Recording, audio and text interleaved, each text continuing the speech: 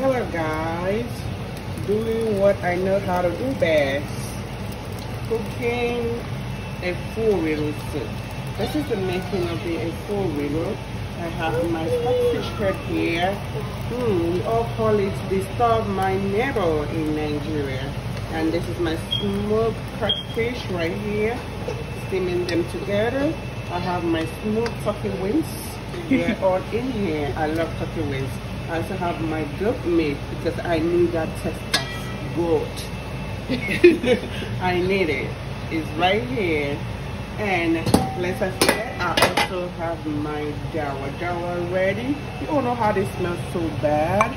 If you don't know how to wash it, you'll be like, I don't want to use it. But I wash it like 1,000 times. I'm going to get rid of the smell. I also have my blended tomato with bell pepper and onion ready to fry.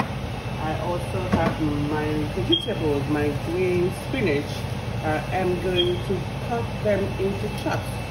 When I finish chopping them, I will let you guys know how I chop it. And I do wash them with the hot water just to get rid of those excess water in it. So guys, I'll be back. Let my meat steam and cook for an hour or an hour and a half because goat meat has to really cook soft. It's always strong when you don't cook it right.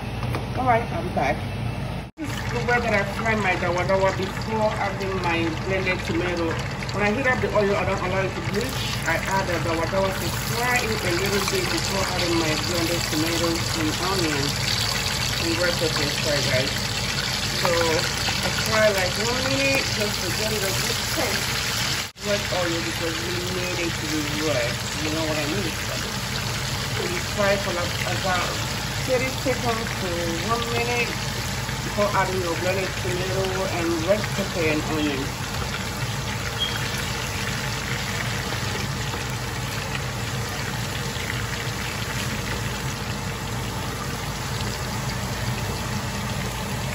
Now,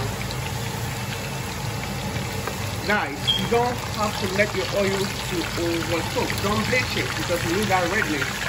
So my pepper, tomato, and onion is in right now. So I'm going to fry like about 3 to 4 minutes before adding the meat I've already steamed. Guys, be sure you have to fry your tomato and how to get that color that you want. And you'll be like, oh my god, it's not like the one that I watched in the video. So guys, watch me right now. I crush them. I crush them, guys, because I need to see them. I really need to see them when I'm eating. If I don't see them, I feel that I didn't get it right. So this is how I fry it. I cook for about 3 to 4 minutes before adding my meat. I don't have no meat stock. I let them. Alright guys, so it's about 10 minutes. This beauty has been cooking. Oh my god, look at that bubble. Look at that, look at that, look at that.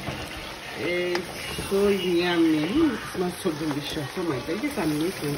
You need to come over to Jersey right now and take your white rice, brown rice, plantain, or fufu, any one of your choice. And come over to my house right now. You're all invited. Okay, so guys, this is my chopped spinach. I already washed with warm water and salt just to drain the excess water. You can see I'm pouring it in right now because it's been cooking for about 10 minutes or so. So I'm putting my vegetables. I'm only going to let this vegetable cook for only 2 minutes because I don't want it to overcook. I love that green look. So let's hurry. And it's about lunchtime. Let me finish up and clean up the kitchen and make my swallow. Because I'm going to be eating this with plantain flour, or I'll make my pounded yam. You guys call it pounded yam in Nigeria. So, or you can also eat it with white rice or plantain or whatsoever you want to eat it with, because this is a multi-purpose soup. You can use it for anything. It's called all-purpose soup. Alright guys, this is candy. This is the look. This is the finished look. Let me know if you think I made any mistake, subjected to correction. If you think I didn't do it right, Anyway, this is a Yoruba soup. It's not an Igbo soup, but I think I will do it better than the Yorubas.